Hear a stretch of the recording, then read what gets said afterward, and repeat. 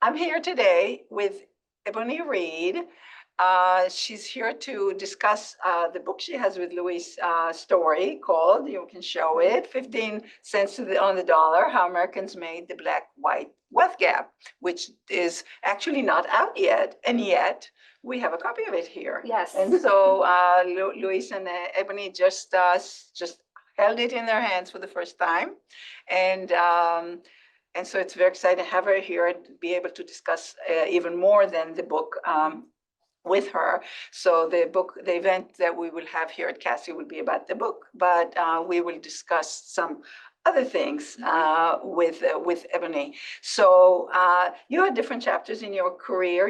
She's a journalist by training, by profession, and has written on different issues and has other roles right now, we'll get to. But tell us about the start of your career, your beat, Sure. what you were reporting on, what kind of power you were able to give to truth in your reporting. Oh, sure. So I started my career as a reporter at the Cleveland Plain Dealer, which is the daily newspaper in Cleveland, Ohio.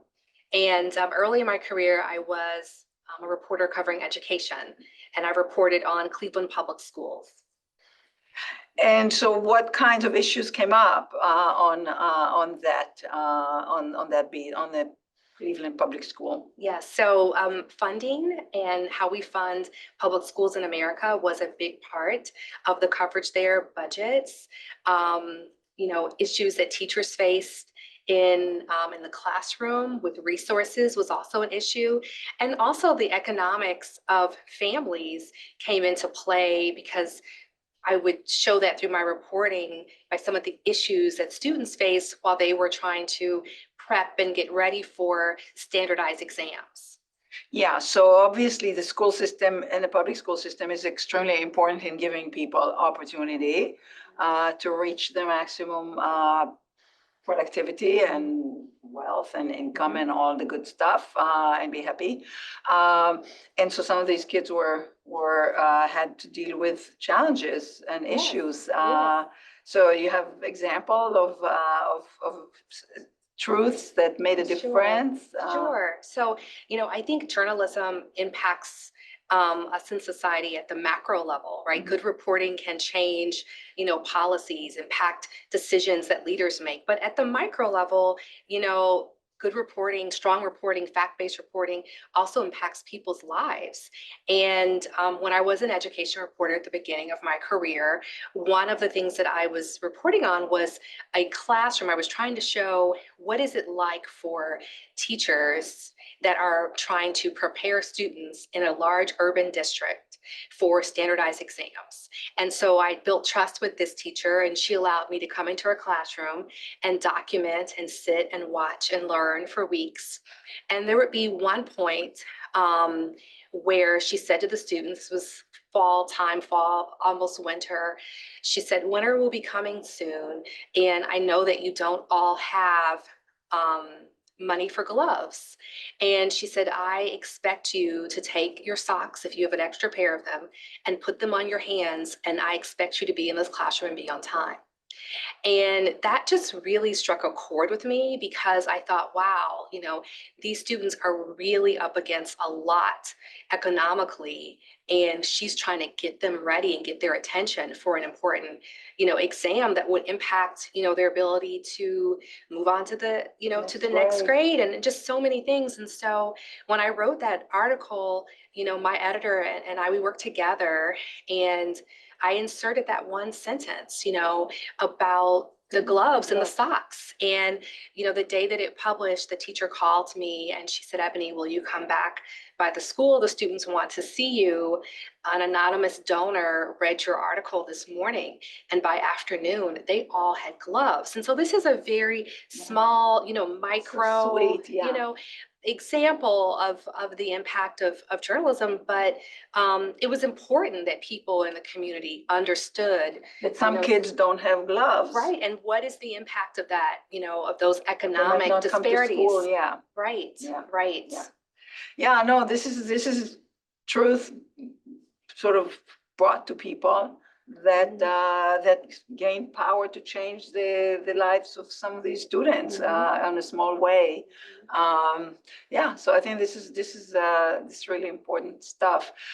So then, what else after that beat? After that beat, I went on to Detroit. I returned to my my home city, town where I was raised.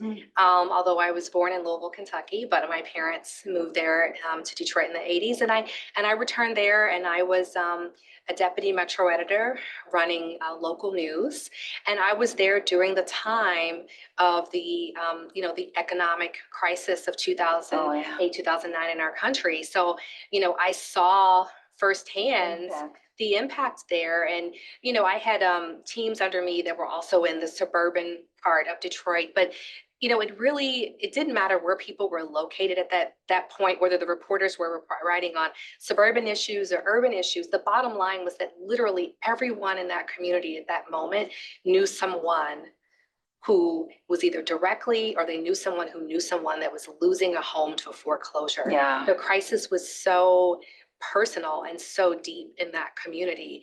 And I always wondered, you know, as I would go on and leave Detroit and go to Boston and work by way of travel to New York, you know, what happened to many of those families. And so for me, this project, 15 cents on the dollar, how Americans made the Black wealth gap, was a way to be able to return to, stories, and to think about that, you know, on a deeper level. Yeah, no, the foreclosure crisis was, you know, felt by some people, while some of the people in the field of finance and banking kind of did okay, even though, you know, they were sort of at the center of it and may have, you know, their companies may have lost some money.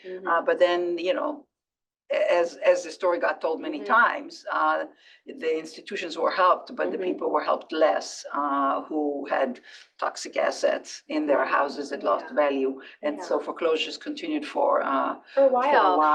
And there was reporting that showed, you know, that, you know, Black Americans across all economic levels were put into mortgages that were not good for them. And so, you know, that was there was this boom, and they didn't care about giving bad mortgages that were definitely not going to be paid, and the impact ended up falling most dramatically on those borrowers who couldn't pay, who were given, or even borrowers who were higher income earners who were Black had higher interest rates. There's also been reporting on that too. So And then you ended up, I don't know what else what other stops we should do here that matter to, you know, in your entire career, you probably talked about the truth, and the truth, they gained power by being reported by you. And then you ended up in the Wall Street Journal. I did. I was the new audiences and community chief at the Wall Street Journal. I joined the Journal back in the summer of 2019. And I started off with one team. I had a couple teams that I supervised before the end of my time there. But my work there focused on trying to grow new audiences for the Journal. So that involved, you know, launching a diversity in business newsletter, contributing to and writing and editing the Women in newsletter, also being involved in live video events, launching a series. It's not the standard Wall Street Journal audiences. Right. The focus there was on it was on readers, but who were younger, so young adults, also women and people of color. And then you started writing the book with Louise. I did. I worked with Louise at the Journal, and we had this, you know, idea after having a lot of conversations in the summer of 2020, when, just like a lot of people, we were in our homes. That first pandemic summer, we couldn't go anywhere, and we started talking about things we'd seen in our lives, in our workplaces, in our communities. We started reading books together, just chatting, and you know, before we knew it, you know, many months later, we were like, this could be a very significant project. So let's fast forward. We'll be talking about this for a whole hour. So let's move to some of your more current work, Sure. like the Marshall Project. Talk about the Marshall Project. Yes. So I joined the Marshall Project in January of 2022. I'm the organization's first ever Chief Strategy Officer. My work really at the core crosses every inch of the organization, but focuses What does the on Marshall Project do? Some Yes, people may not know. that's because some people may not know. The Marshall Project is a news nonprofit that focuses on the criminal justice system. So the reporters, we have a distributed model. They're all over the country. We have some that are in communities where we have launched local operations. And my work at the Marshall Project focuses on our growth. So some of my So work you publish in your own website, or you sell it to other? I'll definitely touch upon that, but I just want to say that that part of my job is also involved with the work that we do strategically around the communities that we will go into. We're a nonprofit, so we're funded by foundations, major gifts, donations that people make, online. And our distribution model, people can read the Marshall Project's work at themarshallproject.org on our site, but also, we're in social. So we're on, we're in TikTok, Instagram, we're on YouTube. But a big part of our strategy is also partnerships, which there's an entire team at the Marshall Project that focuses on that. And people may recognize that they've read a Marshall Project article in the New York Times, for example, because we publish through other outlets. So you intend to, grow it, and the importance of it because of the almost demise of local. Well, the Marshall Project is growing. And one thing that I want to say that's very important is that this is our 10th anniversary. I've only been there a couple years, but the Marshall Project celebrates its 10th anniversary of producing very high quality, data-driven, investigative journalism this year. And, just 6 years ago, the operation had 30 people. Today, we're a staff of 80 people. So it is growing, very much so. And so it's spread out, and where it's centered, where is it? When the Marshall Project opened, when it started 10 years ago, most of the staff at that time were based in New York, and there was a New York office. It was started by Neil Barsky, who had been a journalist at the Wall Street Journal. And he, went on in his career. He had a very successful career as a hedge fund manager. He read several books about economic issues in the criminal justice system, and it led Neil to launch and open the Marshall Project. So that is the origins of how it came to be. And then over time, because we're distributed, people were hired in different places around the country because, covering the criminal justice system is really a local matter. There are, local laws and state legislatures involved. And so the Marshall Project needed people to be able to fully cover the system located in different parts of the country. Our local growth effort, our first local team opened 2 years ago in Cleveland, Ohio. We also have a team in Jackson, Mississippi. We have a cluster of reporters. They're not a part of a local operation, but part of the national newsroom. There is a cluster in Chicago. There's a cluster in New Orleans, and we have people distributed all throughout the country. I anticipate in a couple of months, we'll have a significant announcement about where our third local operation will be opened, and that will be an exciting time for the Marshall Project to make that public. That's great. So related to the Marshall Project, what kind of lessons are there about, the interaction between the justice system and, businesses, corporations? After all, we're a corporation society initiative. And so we're located in a business school. We talk about capitalism, democracy, things like that. What is something that, what is some kind of truth that you want to empower through this discussion? Definitely. I mean, I think it's important for employers to think about how many people are impacted by the justice system in our country, and what does that mean for your hiring practices. The Marshall Project not only covers the system, but it also actively employs people who have had personal experiences with the criminal justice system. So it may be someone who's had a relative that has been incarcerated or someone who's had a personal experience.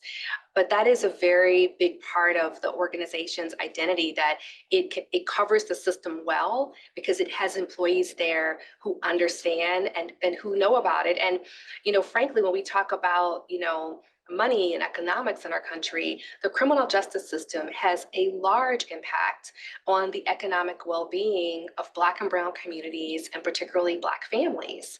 To get involved, to interact with the criminal justice system is an expensive event to happen in someone's life. You need legal counsel. If you can't afford it, then you'll get someone, appointed to you. Often there are fees and fines, that a person racks up by being involved with the criminal justice system.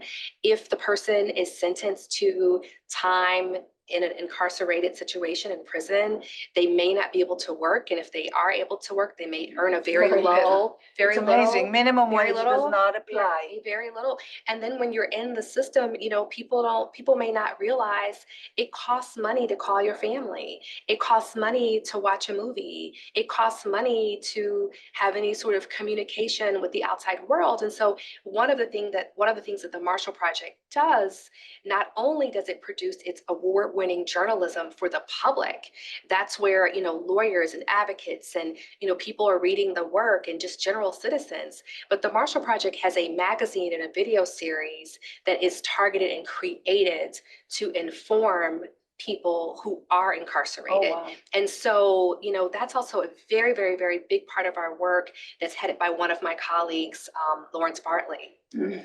Yeah. So, I think, people are incarcerated.